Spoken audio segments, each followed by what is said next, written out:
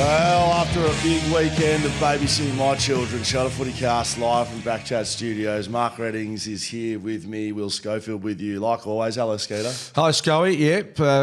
In fact, footy tipping for me has gone pretty well at the weekend. 9 from 9. I'm 16 in a row. I got 7 from 7 the previous week. It was pretty much a fait accompli what happened at the weekend. Not for me. Oh, you got 6, surely. I picked Freo. Yeah, well, it's fair enough. Anyway, we'll discuss that. But yeah, some decent footy.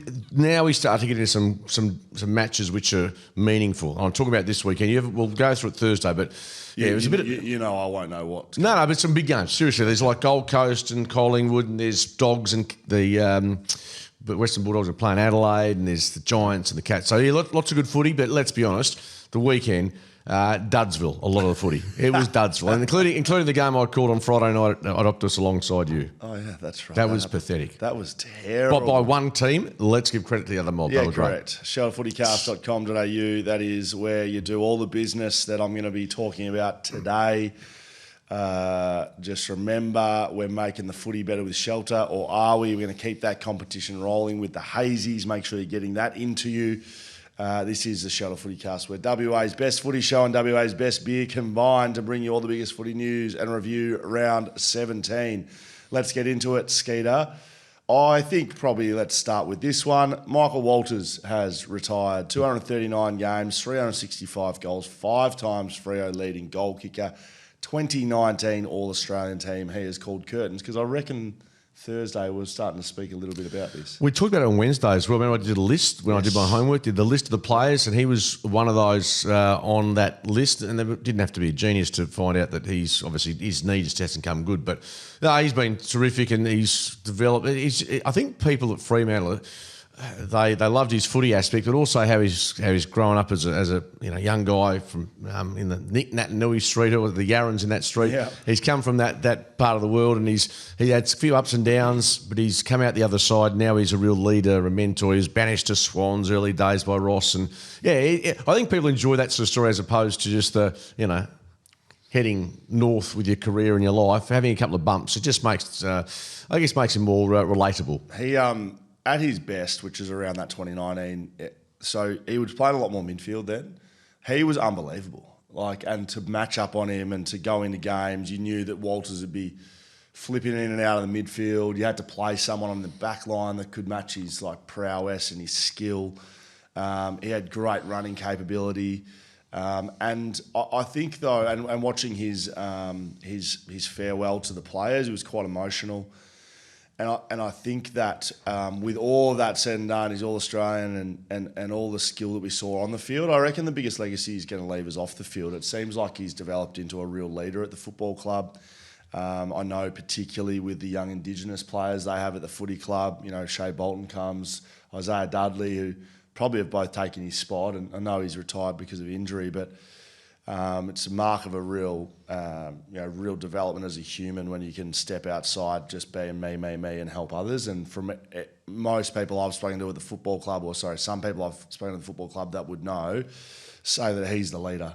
He's the guy around the club that are, helping the guys with their footy or whatever's happening off the field. So, really close to the players, and it'll be sad to see him finish up, Skeeter. Absolutely. There's a few WA boys in the lap of honour at the MCG on Grand Final Day now. It's 3. And I reckon... Do you get that if you retire? Is that like anyone who retires? No, you know what? You're probably right. I thought there was... Were you not afforded that luxury? No, because it was... where was the grand final that year? We're talking COVID, of course. It was at Gabba. Oh, wow. There. So you missed out on the lap of honour as an Eagle. It doesn't. I didn't mean to take you down that dark path again. But I would suspect that Michael Walters, Dom Sheed, Jay McGovern are all going to be part of that parade. You know how we're sort of debating pre-finals bye, state of origin, less buys. Maybe we could just do a special round for those who missed the lap of honour in 2020. we just get everyone to an oval. There'll be about 6 people there, and we'll just clap you around. Yeah. Who else just off the top of your head? Well, I know Jets and Masto retired and around that area and didn't get them. That's. I mean, I don't keep track on it. No, but I didn't know if you. But there was a lot of players in 2020 that retired that were far better than me. I'm sure there was. Yeah, not too many would have played more than 194. Is it 994? I don't know, mate. You do know. You're like a batsman. You know exactly the percentages. You know. No, I'm a backman. I'm a bowler, mate. I just get it done, line and length. So there we go. Well done, great career, Michael Walters. I will start with this one, Skeeter. I'm off the back of a few big dinners and big nights during the week, and then you're what I said off the top. You had my kids for a bit of the day. Saturday, Sunday, catching up with a few mates, having a couple of beers. Early game for Freo, which I understand. And it's a very, tell you what, if there's a template for being able to be a solo parent for a weekend and still go out and get pissed, you've done it beautifully. Well, I didn't do that. I didn't do that. You're an idiot. Where were you? Were you looking after my kids? No, I actually went to the footy on Saturday. Yeah. I was in the Canberra. I know where you were. You're in the Canberra. Jeez, it was good. It's just so, no, I was saying that because we work, and it was just nice to stand there and watch the footy and just give our opinion over the fence, like. Yeah, Sammy, your bloody son-in-law, I was with him in the morning and he said, man, scared to go on the Canberra. And I was like, brilliant. I texted you and said, when are you going to the Canberra? And you said, that's not happening anymore. Yeah, it got shut down. It got shut down. How did you get back on the agenda? It's supposed to be a special day for Victoria and I to spend together because we hardly, like one Saturday in winter we get to spend together. So we went looking at. Please tell me through the negotiation. So the special day you're spending with Victoria starts with you saying, I'm going to the Canberra. No, I went for my morning walk, came back, I broached it as a possibility in front of Sam. So he thought it was a given that I was going. I said, well, that was only just to test the waters. And then end up going having a look at a house for my daughter, looking at a house for us. Yes. And then, I'm not sure what happened. How did you get it across the line? Just teach some of the men listening. Because Olivia, my daughter, wanted me to go with Sam, who's her boyfriend, just to, good at bonding. And so I said, I wouldn't mind doing it. We went for the first half, by the way. We didn't go for the whole lot. I'm not. Don't have to defend yourself here, all my wife she said was, do not go there and come back Swahili. And so I didn't come back Swahili, but that happened later. I'm joking. So, the point of my thing was I watched the Freo game, I thought it was a good game. It was good to watch at least. I then go, what time's the next game starting? It was already overlapping halfway through the second quarter in the other game. And then I go, that's okay. I'll watch the late Sunday game. No late Sunday game. So you know what I'm like with fixturing. I don't really follow along. I'm just sort of flapping in the breeze like a rag sometimes. There's two games yesterday after an overlapping Friday night fixture here in Western Australia. Collingwood, Carlton. People in Melbourne wouldn't have known the game over here was on. People here probably wouldn't have known the Collingwood Carlton game was on. And then we get absolutely shoved in the you-know-what on the Sunday with why on earth would there be an overlapping game on a Sunday with two games only because you overlapped them on a Friday? I would suggest the broadcaster has a fair say in what happened in Adelaide on the Sunday because what time was it? It was 1:15 our time, 1:20, sure. which is in Adelaide, which is 2:53. Which then, for them, I'm just saying this is where the Seven had a say in that broadcast game leading into the news. Either in Melbourne or in Adelaide. So I think that's an element. Do you just have to take into account? I'm not saying it's right or wrong. I'm saying there would have been an element of that. I know you'll say it's not right or wrong. Honestly, are we dictating the time of footy for the news? Well, hang on. Well, Friday was... Seriously. We had two matches overlap Friday. Jump on any internet service, any social media device. But you're paying the money for broadcast rights. You're entitled to at least have a say. I understand why Seven's doing it. I understand that. But what are we doing? Changing footy for the news. Make sure we can watch the news. Push the news back. Who gives a shit about the news? It's the same shit all the time. Wake up. So how do you explain Friday night? I don't know. I can't explain any of it. No, Friday night. What's going on there? I asked the question, mind you, both games are pretty average, but who's going to turn over from Carlton, Collingwood, if you're on the East Coast, unless you barrack for the Giants, to watch the Giants and Eagles? But let's just say it was Carlton, Collingwood, and the other game was like Hawthorn, Essendon. No, I don't think. I think they've put that secondary game, which generally is in Perth, obviously because of the time difference. They won't put a blockbuster on. That's my gut feeling. Because remember, the Eagles have played Essendon on a Friday night, Good Friday. Yeah, look, I don't know. Is it too much to ask that we just get games that don't overlap? There's a lot of bloody time over the weekend. Yeah, you're probably right. Do we have to have overlapping games? Yeah. Do we have to save the news? I mean, goodness gracious me. How many games did you watch on the weekend? I'll tell you how many news broadcasts I've watched in the last 5 years. Zero. That's fine. That's Zero. I know, but that's a seven thing which as you said, you understand what they're trying to do. The AFL is trying to. I'm not saying that's the reason it happened yesterday, the timing of it. How many games did I watch? Thursday, called Friday. Yep. What happened Saturday? Oh yeah, 2 games Saturday. Was a couple of sherbets, and then both games Sunday. So you still managed to watch 6, yeah? Well, I tuned in for some of those games. I didn't get to watch all of them because they're all overlapping. Okay. Yeah. All right. Shit house. Okay. If we could just look, my final request. So who? Because you're obviously you're the heir apparent for Andrew Dillon. So let's come on. What's happening next? The CEO in waiting. Because we have no overlapping games. I don't think it's much to ask. It's probably I don't think you're alone in that request. Great, thank you very much. You're an idiot. CEO heir apparent. All right, so the ladder and the state of the league is probably just worth a quick chat, Skeeter, given one of our sides over here is very involved in this. It is the first time in the 18-team era, which should be said is only 10 years, that there has been a 3-game gap separating the top and bottom halves of the ladder. Fremantle on 40 points and then Sydney in 10th on 28. So there is a huge discrepancy in ladder and fixture, and Fremantle now out of the 8 with 7 weeks to go, only percentage separates 6th to 9th, which is the Bulldogs, Gold Coast, GWS and Freo. So there's a bit going on. How do you see all of that? No, it doesn't create any drama if it stays like that, does it, really? Unless you're in the top 8 and you're jockeying for positions, it gives you... And I know the wildcard round keeps being brought up as a possibility, which would bring into play teams 9 and 10. Who's in 10th at the moment? Sydney. So that's probably about... They're probably a team that is a good side who's getting some players back. But Sydney plus 20%. It's a big 91, gulf. There's a huge percentage gap. So it's almost 4 games back. Now, NFL probably a bit better than me. When it comes to the wild card rounds, yep. Can you tell me a team that has gone on to win the Super Bowl from the wild card? It's pretty rare. Hardly ever, surely. The way theirs is set up, because they're divisional. If you finish your division, you win, you get a bye like that. It's different. But my point is, you're not doing too much damage as a wild card, are you? No, but what it has done over the last 2 weeks with the fixturing means that it's just if it's a top versus a bottom side, there's just a massive discrepancy in quality. If you're going to go down the path just briefly of fixturing, and you can't help the fact that the top nine play the bottom 9.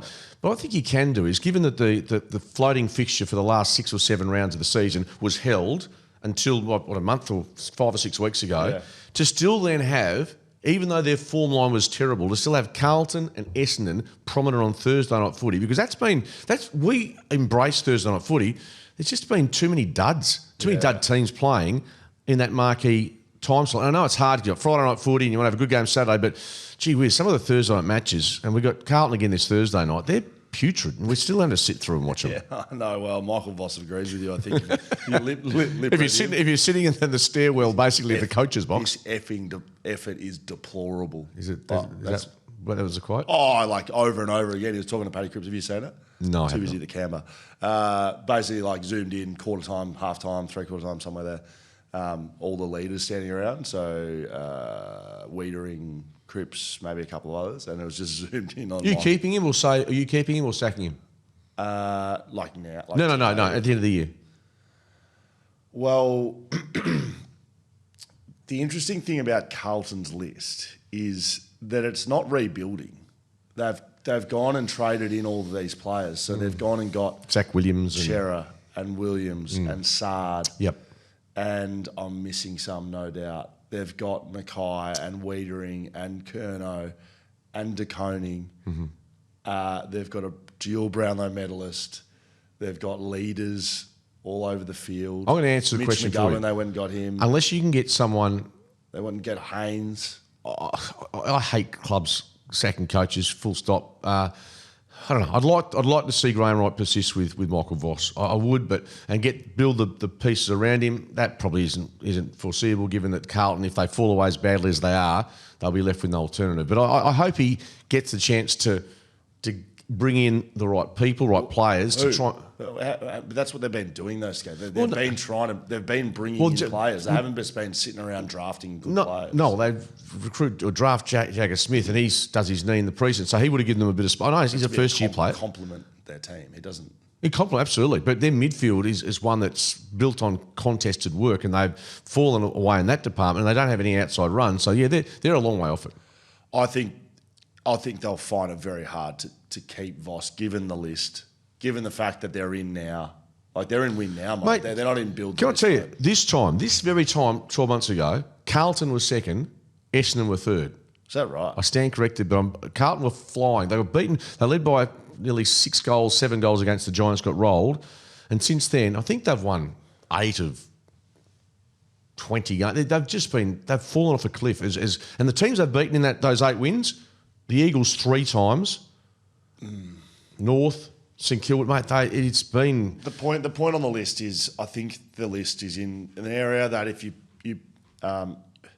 it's not just like give them a good game plan. You need them to buy into it as players as well. But I just feel like, as opposed to a few other clubs with coaches under pressure or leaving, they're kind of there to win it. And if you can't win it with this group, all those players I just mentioned are going to get cycled out again, and you have to start again. Well, there's no doubt that some of the biggest names there will be spoken about in terms of trading. De Koning will probably walk, whether it's a Mackay or a Curnow, a Sam Walsh. I would guarantee you that there'll be discussions around any or all of those players. If you're a new coach coming to the side, if Voss gets sacked, if it's Simpson, if it's Longmire, if Nathan Buckley stops coaching Tassie, whoever it is keep Tom De Koning. Like, keep him. You can only put the offer a bit like the West Coast. You can only put the offer that you think he's worth in front of him. I mean, 1.7 they're talking with St Kilda. Right. That's overs when you got Ryan Marshall there. That's just my humble opinion. Yeah, like he had 11 touches on the weekend against Collingwood. Well, his value's certainly not going up, is it? Against a very good ruck. It looks like he's checked out. Maybe he has. Maybe the rest of the players have. Darcy Cameron absolutely wiped him in that game. Yeah. So I said I think they'd probably sack Voss. Yeah, sadly, I tend to agree with you, given the heat that'll come Carlton's way if they continue playing like they are. Shelter Brewing Co., the beer that we can't get enough of. Will Schofield, Mark Redding, Shelter FootyCast. All right, Skeeter, let's go through the games of the weekend. Let's start over here in the West. GWS defeated West Coast here at Optus Stadium. It was a... how would you give me one verb to just is it a verb or a noun or an adjective? Adjective, maybe. No, adjectives are doing words. Well, yeah, what descriptive? No, I want one word to describe this game. From a West Coast Eagles perspective, because if you're talking from an Eagles, from a punter, it was lifeless. I was saying vanilla. I mean, it lacked any spunk, and that's from an Eagles perspective. They took 2 steps forward against Collingwood, against a team that were just going at half rat power, and took 3 steps back on the weekend. We've been, our man Isaac, producing the show, putting out some stuff to the fans. I just read a couple of comments. This is from Fletch Metcalf on Instagram. He's at work today in the office, dressed as a clown after tipping West Coast for fake belief they built. He tipped the Eagles on Friday. Yeah, wow. I'm never tipping the Eagles again until... they're playing Richmond in a couple of weeks, maybe. Yeah. So, look, I mean, West Coast just started poorly, so that meant that they were never in it. Giants were plus 21 inside 50s, plus 10 clearances. Darcy Jones kicks a goal in 15 seconds. Off a smother. It was, I think it might have been Toby coming across. No, but Finn Callahan. Oh, Callahan. And speaking of him, he was... you know what? There's a year ago or 2 years ago, they're talking about putting him in a long-term contract. I'm going, a lot of noise about this bloke. When you get to see him, and I know I'm late to the party, but I've seen him a few times now, when you sit live at the ground and watch him and what he does and how he powers through lines and breaks lines, he's worth every cent that they're going to pay him. Well, that's the GWS effect. If he was playing at Collingwood alongside Nick Dacos or the Bulldogs or anywhere in Melbourne... he'd be a Huge name. superstar, which is why St Kilda wanted to put him on that huge deal. That was the start of this year. That wasn't 2 years ago. That was the start of this year. I know. But there's talk going back 12 to how good he's going. Oh, really? You're getting excited about this bloke? Tell you what, you put him alongside Tom Green, who wasn't as prominent as Finn on the weekend, but still, the beasts they are. They're just massive bodies. Tom Green went pretty well. He had 35 and 9 clearances. Oh, yeah, well, there you go. But you don't want 3 Tom Greens in your midfield either. You need a bit of chalk and cheese, bit of yin and yang, if you want to call it, Skeeter. Finn Callahan was outstanding, almost 900 metres gained, kicked a goal, was all over the place. I think, from a GWS point of view, their defensive side's back, which makes their offence look really, really good. They're turning the ball over higher. And then when they get it, it's just like an absolute shotgun getting shot into the abyss with players going everywhere. You want me to give you some West Coast positives, Skate? Yeah, just before we go there, the Giants, the only concern from that front is Sam Taylor's still out and Jack Buckley went off with that ankle, which looked more than just precautionary. They're going to get scans on it, sounding like the internal medicals think it may not be serious. They're confident, but need the scans done, which I'm sure they'll get back today. Other fans confused. This is Telbo on Instagram, confused how we can put up a good performance against Collingwood, but at traffic cones this week. And Mardo, similar sort of areas. 1 big step forward last week, 2 massive steps back this week. New plan takes time, unfortunately, to explain those things for West Coast fans.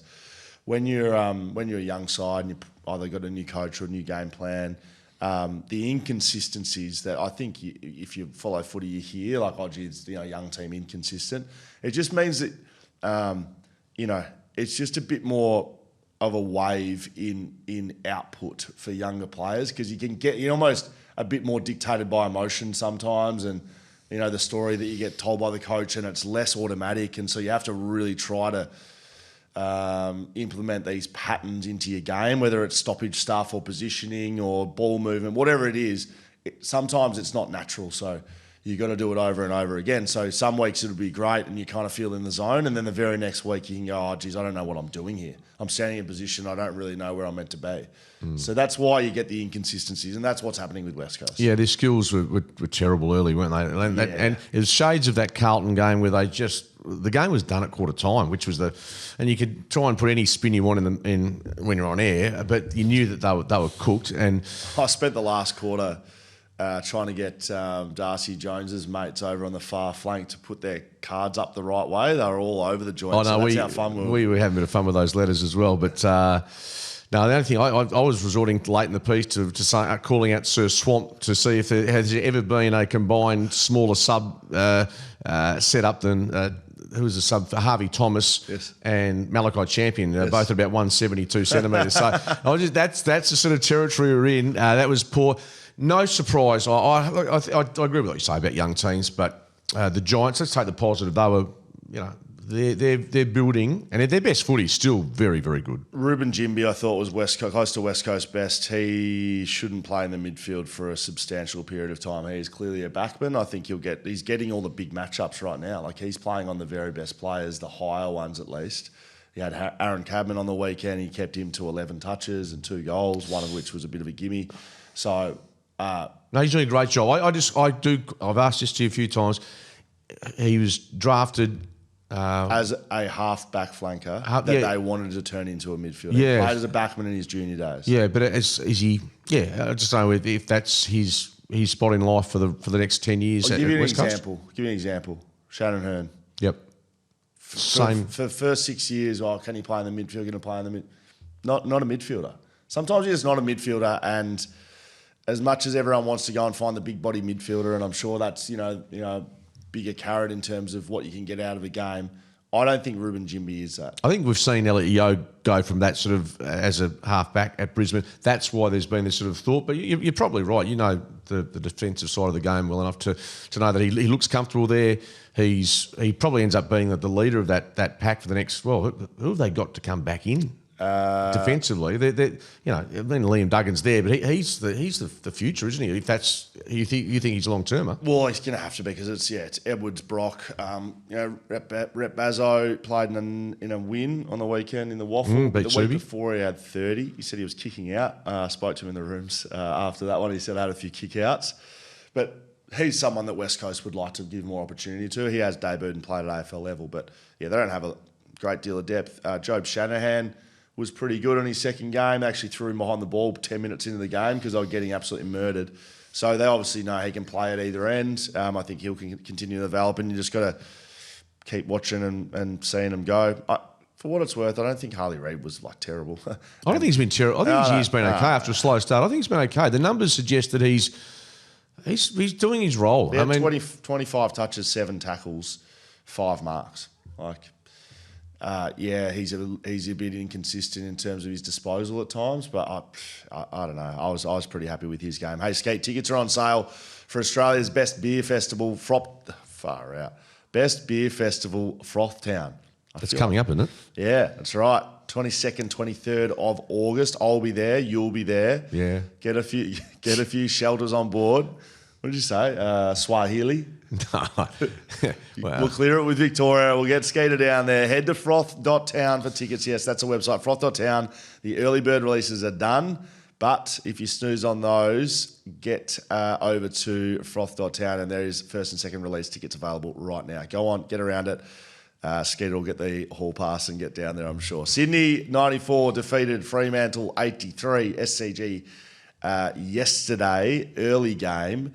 Swans early in this one dominated centre clearance. They had the first 9 centre clearances of the game, I think they kicked 5 goals from centre clearance. That is ridiculous. Yeah, they just stoppage after stoppage they won, and Brodie Grundy, I reckon, played close to his best game as a Swan. He was just enormous, wasn't he? 20 disposals, 12 clearances, 33 hit-outs for him against 2 ruckmen, it should be said, Skeeter, who I've still been a fan of, and I liked Jackson's game in the ruck and around the ground, I should say. Sean Darcy had 22 hit-outs, so I thought he was probably beaten on the day by Grundy, and Jackson was still very good, as we've come to know him as, 2 goals, kicked a couple of big ones. But it felt like they just couldn't get it going yesterday, Freo. They gave up this sort of poor start, and then they just were always fighting against it the entire game. Have opposition coaches led by Ross Lyon started to work out Fremantle a bit with regards to obviously stopping Jordan Clark's important. Yep. And then in the centre square, if you can get hold of Caleb Sarong, which James Jordan did yesterday, kept him to I think under a dozen.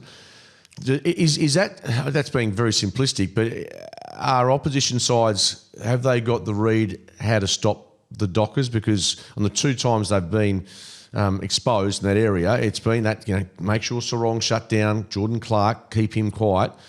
That seems to be the way. And the Swans did it well. James Jordan had a terrific game, a couple of goals, and that was so important in giving Sydney the momentum, and also helping in the clearances through the middle of the ground, which they dominated throughout. Well, Skeeter, I think that you're correct in a fair few of those statements.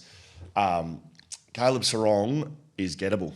I think that he will know that now, and other clubs will see that. So if you let Caleb Sarong, if you go head-to-head with him and you play, he'll have 35 and 10 clearances. Like, he's a proven, consistent ball winner who is elite at stoppage, who has a massive impact on Freo's game style. If you shut him down, which has been shown to have been done, St Kilda did it a couple of times, because they did it last week as well. And Sydney, of course, won over here in round 3. I can't remember the numbers for Caleb back then, but you're right. It's a concern. And Justin Longmuir did push him forward, I think, in the 3rd quarter. But can they do anything else to try and give him the support around the ball to free him up? And we know every club's got the challenges. I mean, Sarong was held to 19 disposals in that first one against Sydney as well. So that's been worked out, definitely. And he, if a club wants to go and take it away, I was really, to answer your question, I was really surprised that they didn't put Sarong to someone. Like, he's a role player. He's clearly a leader. He's clearly someone that isn't out there just trying to get touches. He's not a guy just floating around getting cheap ball. He was getting destroyed in that first quarter. Go and put him to someone. Go and put him to Goulden. Go and put him to Warner, who has 26 and 3 shots on goal. Just go and play him on someone, because then you put it on Sydney to go, are we going to have 3 blokes running around in a circle, which we've seen in the past, or are we going to drop it and we're going to back James Jordan to go and win his own footy? I was really surprised to not see that happen. They backed him in, clearly, but it's happened 4 times now this year. I'm surprised they don't have something in their kit bag that changes things up. And that's what I would do. But I mean, who cares what I would do?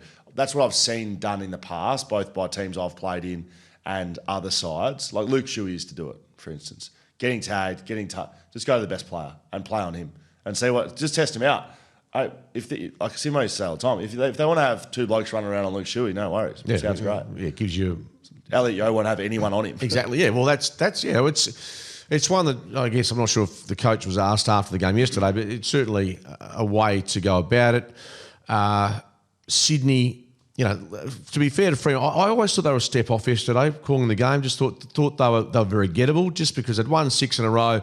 Sydney had more energy about them throughout the whole day. So Bolton had 0 touches with 5 minutes to go in the second quarter. Yeah, he was 0. He did pick up the slack. Well, he I think. had to. Yeah, it was a pretty low base. In game 150, yeah, he was. Had quite a few players down. The other question I was going to ask through that is obviously Hayden Young gets closer to coming back. Murphy Reid, I did ask this to David Mundy yesterday. Is he not far away from being able to go inside the centre square and give them a change of look? I mean, Gizzy was good. Like, he just looks like he could, be sliding through there and give them a couple of different looks as opposed to just the Sarong Brayshaw, Bolton potentially. So yeah, look, I had people on radio saying that Longmuir's, should be sacked again and sacked. Oh, what? It's just a loss, and they got some things wrong. I do think that they need more tools in their kit bag, because if the result is you shut Clark down, you sort of keep him a bit more quiet. He had 24 touches though, so. I think no, he wasn't and don't get me wrong, he wasn't their worst by any means. Shut Sarong down in the midfield doesn't work. No. Well, every team in the competition is going to tag you, and you don't have anything to fix it. Well, it's not going to go. You can't just say to Caleb Sarong, we'll work harder. You need to work through it. You've got to have some strategy in place there. Well, Sam Mitchell will definitely have someone in mind on Saturday night. Absolutely, as they should. I mean, he's their best player, so it's not a criticism per se of Caleb Sarong. He's getting tagged because he's their best player. But that's. I mean, lots of the best players, when you think of Judd and Robert Hart, they've always had to work through it or get support. Yep. Back at the Eagles, Juddy had, when you think guys like Rowan Jones, who are blokes that can... Tyson Stenglon, yeah. Guys going back in time that have played that really unobtrusive, under-the-radar type role. So they have 2 players in particular in that side that I would be... If I'm Neil Erasmus, right, or if I'm Matty Johnson, I'm going to sacrifice my game and beat the shit out of James Jordan. I'm going to make it so difficult. I'm Pat Voss and I've got a bit of shit about me. Anytime he runs past, he should be copping... people are having a cry about the knees to the hamstring and stuff. Oh, whoops, knee got you in the knee, did it? Sorry about that. Elbows in the ribs. Get dirty. You can't allow a team like Sydney to dictate your best player like that. And I didn't see enough from Freo to say that they really cared about it. And they don't have a player really... physically, that's... I just gave you... but Erasmus isn't that type of player. Why not? Voss is, though. Voss is. Well, if you want a spot on the list, Neil Erasmus and Matt Johnson, you want to keep playing, how about you sacrifice your own game for the better players in your side? You can't tell me they don't have it in them. Oh, he's not that sort of player. You're not that sort of player to help your teammates. Go and sacrifice yourself. Imagine if we came out of that game, halfway through the second, Neil Erasmus had just laid out James Jordan. Fairly, hard, strong, big tackle, pushed him on the ground. Geez, we love Neil Erasmus. Didn't say that, did we? No, I didn't know. I didn't know. We say kneeing in the hamstrings. Just be a bit dirty. It's all right. It's okay. It's in their ribs. It's a bit like you at the bar just trying to... You've got a bit of that in you, haven't you? I think it's okay to be a bit dirty. Okay. And I don't like it when we start having a cry about people getting... couple of open-hand palms in the chest. I mean, seriously. Again, you've given Nick Takos another one. Jackson. No, it wasn't just that. I was in my game. Durham was going on about... They were slapping away. People were... We're going to get that out of the game. I don't think we do need to get it. No, you know what? Geez, I hate agreeing with you, but I think you're right. Okay. Jackson Love on Instagram says accuracy is crucial. Points again costing us. They did miss some in that last quarter. Hey, Amos... Johnson, etc. They weren't good enough on the day. Let's be honest.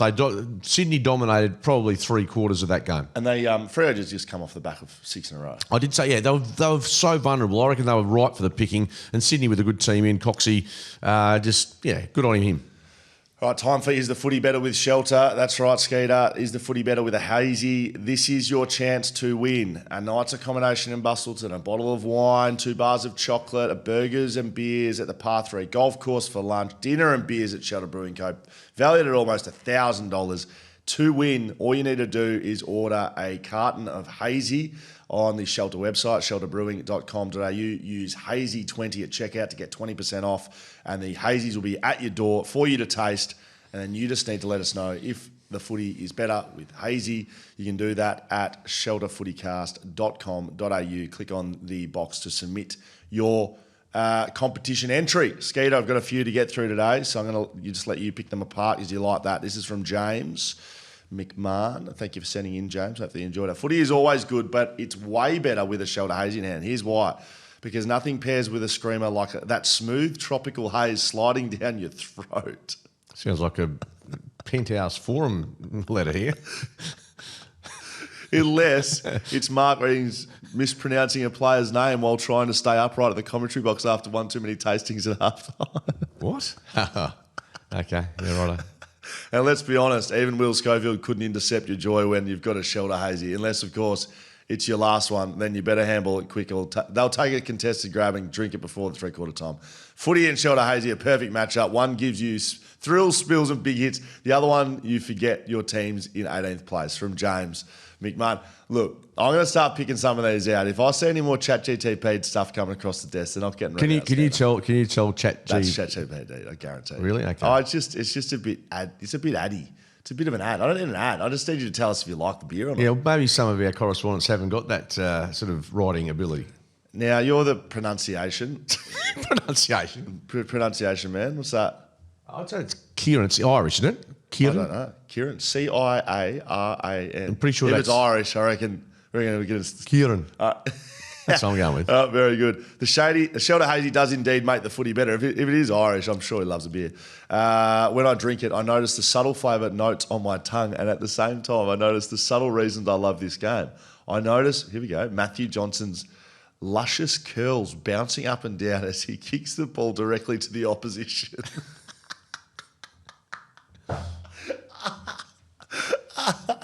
Thank God you're pretty, I mutter to myself as I take another sip of the cloudy concoction of liquid happiness. I notice Chad Warner's steely gaze and imagine he's surveying me with the same intent as I gently tickle him behind his elf-like ears. What's going on here? Is this like Mardi Gras situation happening? I don't know. Well, maybe Kieran's a girl. That could be the case. It feels like it could be. Well, can we just look that up, Tony? C-I-A-R. I think it's a bloke. I noticed Patrick Voss's ample chest and consider how comfortable it would be when I use it as a pillow. I'm going to check this. I notice how graceful Isaac Heady is as he prances and glides across the battered SCG turf. Is this AI? Thank God my wife doesn't care for football. The way my eyes pop out of my head and the way I scream "Awooga" when I see the human embodiment of sunlight take to the field might make her concerned. Some people need binoculars to make footy better, but all I need is the beer goggles provided by a cold can of Shelter hazy. Just give me a summary of that, Skeeter. What does that say in Seinfeld? Not that there's anything wrong with it. Yeah, that's interesting. Is that AI, you reckon? No, that is straight off the cusp. I reckon that's written while drinking hazy. Yeah, see, if I was drinking hazy, I don't think I'd be writing about blokes. Western Bulldogs 134 defeated North Melbourne 85, Marvel Stadium Thursday night. I had to go back a long way. It's almost Thursday now. I did that game. Was that Thursday night? Yeah. Was it? Yeah, I did North Melbourne. It's a shot game as well.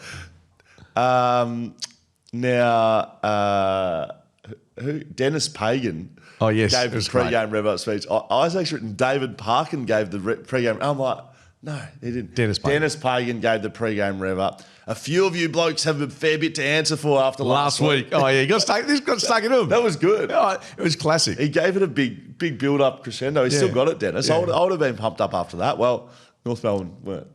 Well, they conceded, but to be fair, they conceded the first two goals in about a minute. But they were pretty good for the first half. First half, they then, if not dominated, they certainly held their own. So they fell away in the second half, and we got to see a bit of what the Bulldogs can do against good sides, or not good sides. They can just take them to the cleaners. Nick Larkey had a shot on the siren to kick five in the first quarter. He would have been thinking big bag of 20 coming up. He hurt his knee though, didn't he? He hurt his knee. Luke Davies-Uniacke was given out of the game with concussion protocols. That was huge for them. So, and look, the Bulldogs, to be honest, I thought Sam Darcy was relatively quiet, but still I think bobbed up with 3 goals. They ended up putting him up into the ruck sort of towards the end of the game, which they've done a little bit. I'm reluctant to put him in that area, but that's I mean, obviously confident. I'm just talking about with his body. Yeah, I agree with it, to be honest. But yeah, look, and you know, the guy that you called a game with me, I'm sure earlier this year, Aaron Norton looked completely bereft of anything,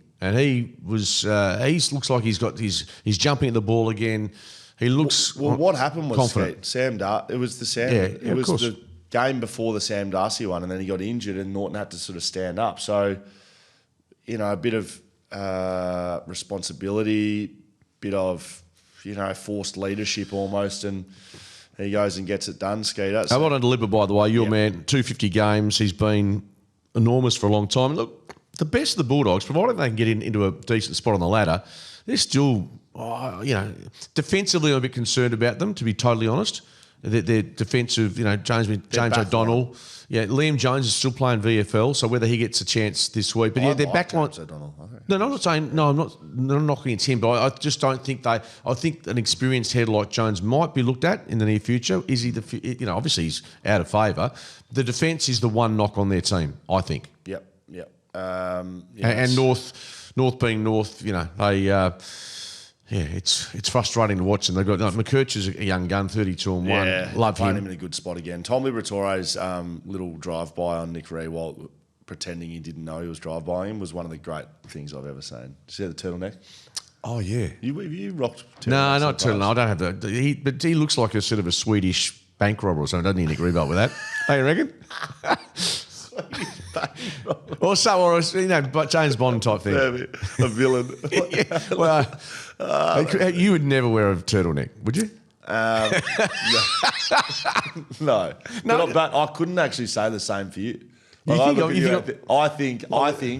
think in your life you've worn a turtleneck. Yeah, most blokes have if you're over 40. What do you mean? Well, going back in time. Well, obviously, so you've worn one in the last 15 years? No, I haven't. No, but I'm saying a lot of people have worn in their days. Have you worn a turtleneck? Yeah, I probably have, yeah. But not for a long, long time. Ladies and gentlemen, if you could send me in a picture of Skeeter in a turtleneck, it'd make my life. Tell you what, if you're a turtle, I'll be sticking my boots and the head would go straight into the shell with you because I'll be coming for you. Collingwood defeated Carlton. We spoke a little bit about this sort of area before the start of the show, 1:15:59, Friday night. Yeah, Michael Voss was you know, I guess it wasn't quoted, but you could see he was saying the effort is just deplorable. It is deplorable over and over again. That sort of, you know, that summarises where the Blues are at, basically. Yeah, from a Collingwood perspective, I haven't spoken much about them. Jamie Elliott, 4 goals. He's probably having his best year at this age. He's having an outstanding. He's got to be All-Australian, doesn't he?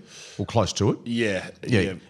Which is crazy. Maynard returns to the side, and 36 and 1 for Nick Dacos. Does he? I didn't see much of this game. Did he take the 3 Brownlow votes in your opinion? You wouldn't have seen it either. Sorry, Isaac's opinion that yes. Yeah, he's got it here. Nick Dacos continues Brownlow favourite form. Yep. 36 disposals, 13 contested, 13 score involvements, and 7 clearances.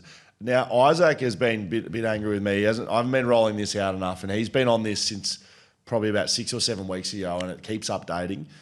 Michael Voss, only 2 coaches have coached more games than Michael Voss at a worse win-loss percentage, and they are Ted Whitten and Bill Stephen.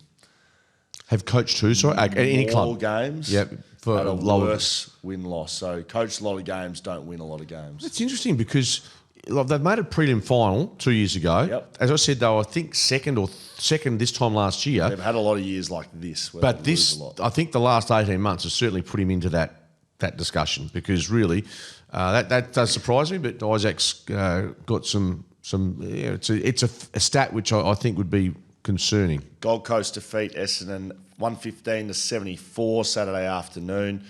It was a 3-point game at 3/4 time, and Essendon looked really good.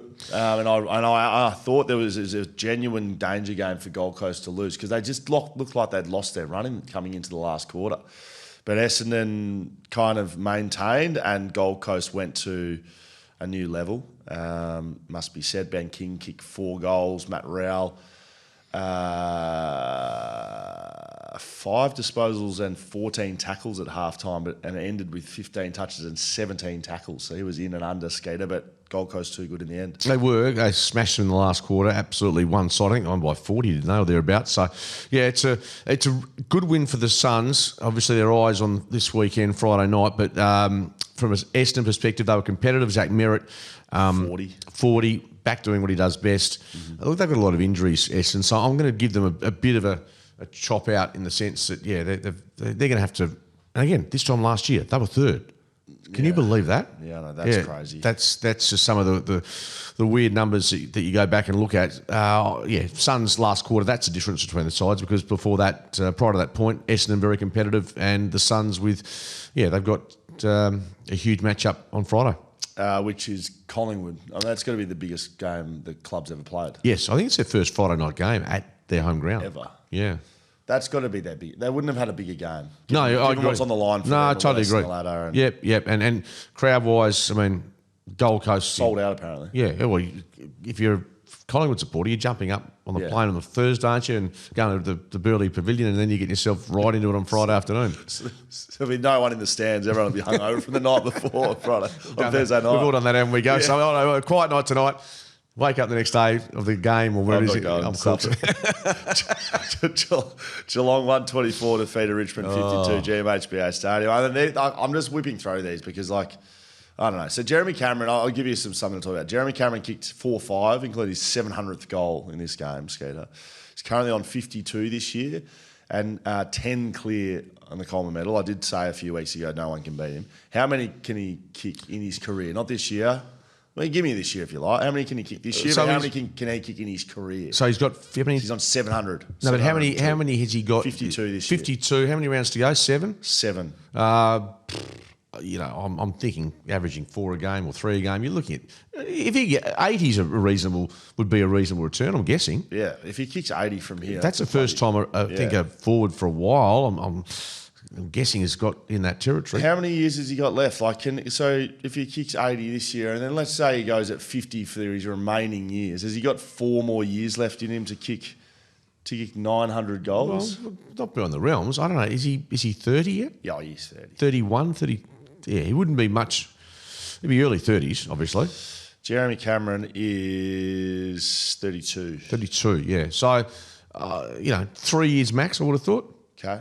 Yeah. All right, so we can go over either way, he's go over 800. He's been an absolute just pick up for the Cats, and he's paid his way 5 times over. Bailey Smith was a late out in this one, causing a bit of havoc in fantasy land for coaches all over the country. Sam Lawler. Now, I'm only raising this because I just feel like if this story was Harley Reid, do we just not see it? So if this was Harley Reid, you can bet your bottom dollar there'd be a few people in the media saying he's not professional enough, he's not prepared enough to play AFL. Or conversely, was he brought back too early? But they did give him an extra week, and they to be fair, he's had hamstring issues even going back to last year. You just feel this is tendon. This is tendon in. It was upset up. It just such high expectations on these kids, especially the first round draft picks, especially the number one draft picks. The expectation emotionally, I think it's gone to a point where it's almost too much. You can see how upset he was. Yeah, I don't think the law thing's as pronounced as it has been with Harley here. No. This has been, I think it's eased off a fraction, hasn't it? Just with Harley, but I don't think that's been replicated with Lawler in the Victorian media. But it's disappointing for you. Yeah, it is. But he was given an extra week. Richmond obviously going to look back and saying what could we have done differently. But it's a tendon injury as opposed to I think the regulation hamstring. So he's done. That could be surgery. That's surgery and done for the year. He's not coming back. So hasn't been great output from the number one pick really. No, but all you want to do is get a good pre-season into him, get him. Remember he missed round 1 after the Ginbey hit, didn't he? Yeah. So he's had a few obstacles in his first year, but what we've seen when he's fit, just relax. He'll be fine. Yeah, which is the same. I think that should be the same thing for Harley Reid. Just Absolutely. Relax, he'll be fine. Brisbane 120 defeated Port Adelaide 92 at the Gabba Saturday night. What do you? Oh no, just Zach Bailey. What a game! I didn't say this game. Well, nor did I, but he kicked. No, I did see. I watched some many. 5 goals. Right, 26 touches, 5 goals. Zach Pretty Bailey. fair return. Yeah, and he's not even part of the Beatles, is he? He's like the 5th Beatle almost. Yeah, that's a good point. He's not one of their regular midfielders, but he had a night out. The sad story of the night in brief was Sam Pepper doing his ACL again. He was obviously so emotional during that period. Ken Hinkley was very, very downcast post-game, primarily because of that. Ken Hinkley was quite humorous during the game with the chompers. The chompers in the video. I love that. The game, was it pre-game? Was it pre-game, was it? Was it? Yeah, but either way, it's good though. I think it's great. Ollie Wines was in the ruck at one stage because they lost Dante Vesentini with an ankle. Saba Radaglia did his hamstring. And so they had no ruckman. So Ollie Wines was rucking at some stages. Yeah, Brisbane are ticking along. They're not the same Brisbane we saw 12 months ago, but you know what? They're going to enter September, in my opinion, in a better position at the start of the finals, which is... Than they were last year. Well, clearly, but in terms of ladder position, they're going to finish most likely second. Finish last year? Well, they from outside. They had to come from outside the top 4. Did they? Yeah, I'm sure they did. Yeah, I think they did too. Yeah, they had to win every game, didn't they? Yeah. Yeah, I think they finished 5th. I stand corrected, but yeah, they did it. They're going to do it in terms of ladder position. They're going to be in a better... Are they playing better? Maybe not. Home. They'd love a home Gabba.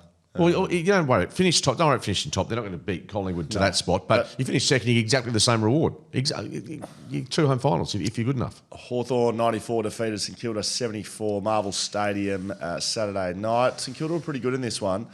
They certainly challenged Hawthorn at different stages, but in the end, Hawks too good. Nazai Wanganeen-Miller, if we start there, he had 43 touches over a 1,000-metre gain, and Sam Mitchell said post-match he had nightmares about him preparing for the game, but then in the game they tried 4 different players playing on him. They tagged him from the wing, from half back, from half forward, from in the middle, and they literally could not stop him. He said, I saw his comments. He said, I knew he was good coming into this game. I prepared, but I didn't understand how good. He said he was unbelievable. It's pretty good raps from a senior coach.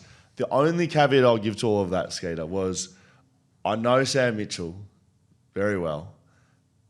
Is there any way potentially that that's a buttering up for something that Sam's trying to get done? I just found, not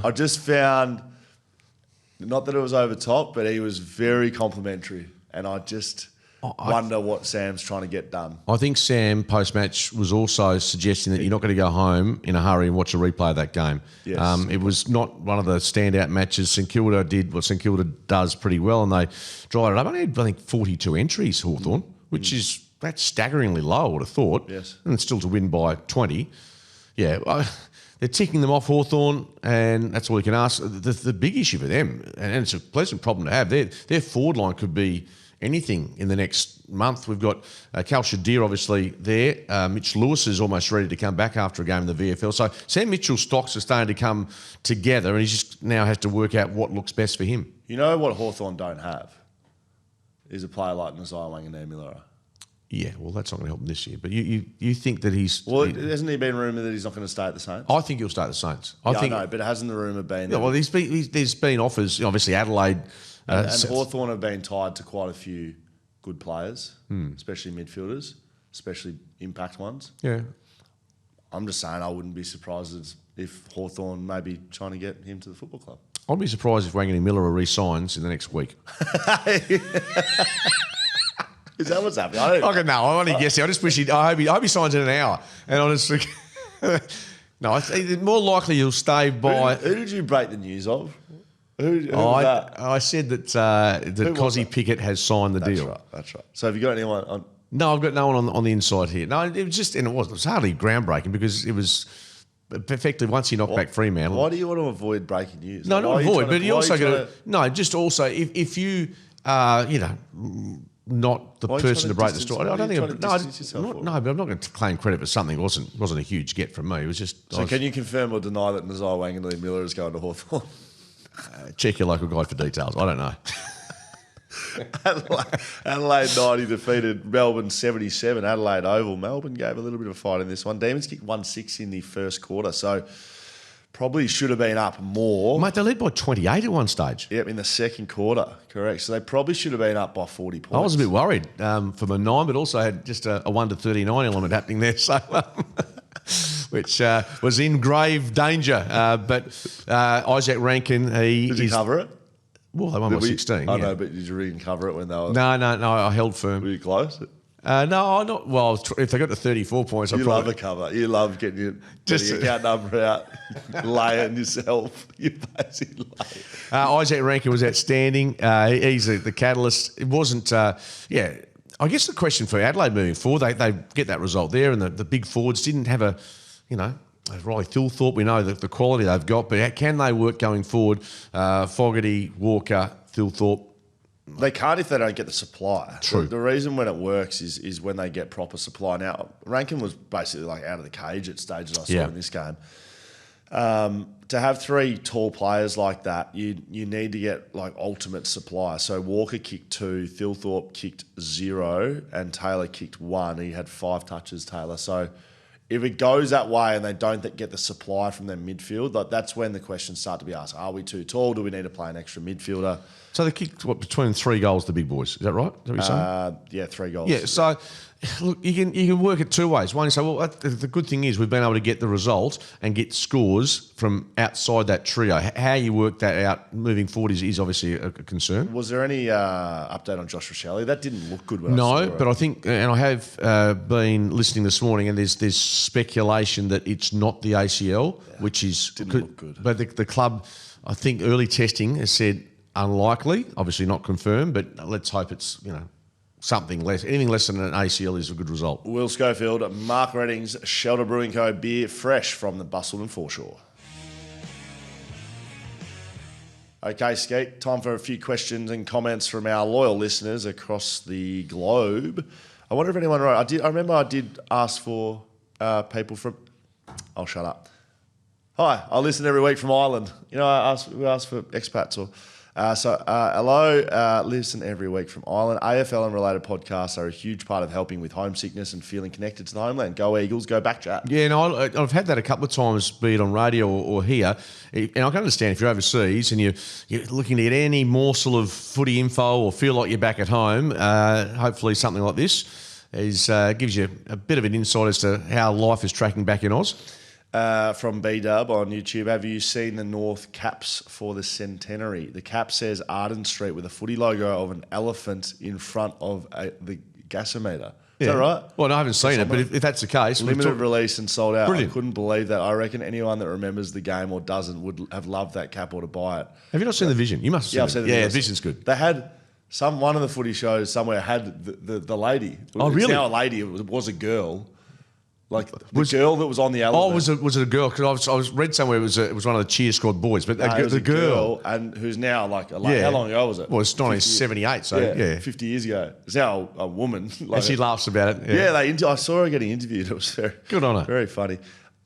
Just to pause there, did you happen to see pre-game of the Sydney Freo? Yeah, and the groundskeeper was interviewed. I saw the interview. I didn't hear the interview. So. Look, I won't be able to verbatim this, but like he was, really borderline emotional.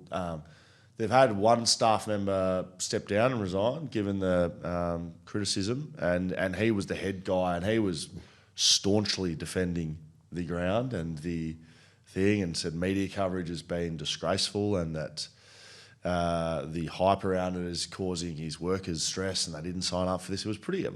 Well, you put it this way: I was like, wow. If you're in his shoes and you believe that the ground has been unfairly criticised at the surf, you're going to go into bat for your team, aren't you? So and look, to be totally honest with you, the ground was not a factor yesterday, and it was a couple of players slipped over, but So sometimes when you have the pile on, which was a pile on, that you don't sort of sit and look at what the guy or the team is on the other side of it that might have a different point of view, and especially when it happens to people that aren't used to sort of the pile on. Does that make sense? Oh, totally. Like if you're in the media, if you and I, if something happened and we got piled on, it would be hard, but it's also a part of it. Yeah.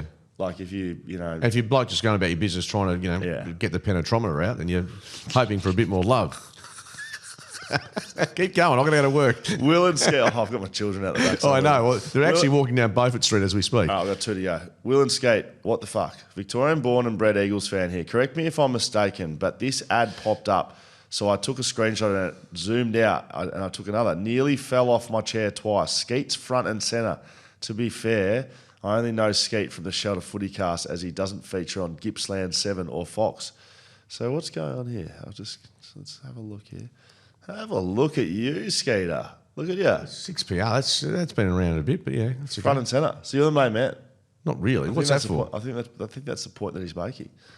You're the main man at 6PR. Not really. I mean, you're the front. No, Carl Langdon's the main man. Adam Papalia. Where are you? I might even be the sub. Am I in front of you or are you in front of me? No, you'd be in front of me because you think you just walk in and try and run the show. So that's good. I'm happy with that. You run the AFL, you run 6PR as well if you want. Why does it go Skeet front and centre, Paps and Carl either side, then Mundy and Jacko tail end? Is this media related? Skeet's the top dog, then it feathers out. Where's Will? Couldn't squeeze him in. Forgot to tell him. Where is Will? Well, Scully does about 3 games a year with us. That's the bottom line. So I think that I don't know where that came from or who's. Well, Adam said it's from Adam via email. And he said you're looking terrific, Skeeter. It was meant to be complimentary, and he's basically saying you've kicked me out of a job. Well, I haven't done anything. I've probably given you about 5 grand cashies over the last 2 years. So just bear that in mind. Invoice for that last year. Actually. Shout out FootyCast on socials. Get in there. FootyCast at BackChatStudios.com.au is our email. ShelterFootyCast.com.au. Get on there. Buy the hazies at ShelterBrewing.com.au. Hazy 20 at checkout. Go and get yourself some hazies. We'll see you Thursday. I've got to go get my kids to the zoo.